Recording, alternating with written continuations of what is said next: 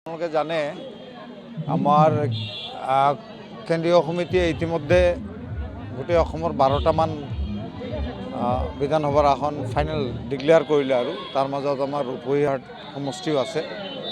পূৰ্বতে আমাৰ আলহাজ আমিনুল ইছলাম সাহেব 3বাৰৰ বিধায়ক আছিল ধিং সমষ্টিৰ পৰা। এবাৰ ডিলিমিটেশ্যনৰ পিছত তেওঁৰ ঘৰ বৰ্তমান ৰূপহীহাট সমষ্টি। তো এইবাৰ ৰূপহীহাট সমষ্টিৰ পৰা আমাৰ প্ৰাৰ্থী হিচাপে তেওঁক প্ৰক্ষেপ কৰিছে আমাৰ দলে। আপোনালোকে নিশ্চয় জানিব বৰ্তমান ৰূপহীহাট সমষ্টিত AIUDFৰ অৱস্থা যথেষ্ট ভাল।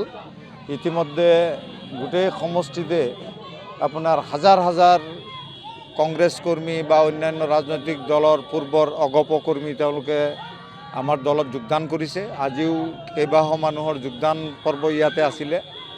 গতিকে আমি আশা ৰাখিছোঁ যে আগন্তুক বিধানসভা নিৰ্বাচন 2026ত ৰূপহীহাট সমষ্টিৰ পৰা আলহাজ আমিনুল ইছলাম সাহেবৰ বিজয় ইতিমধ্যে নিশ্চিত হৈছে।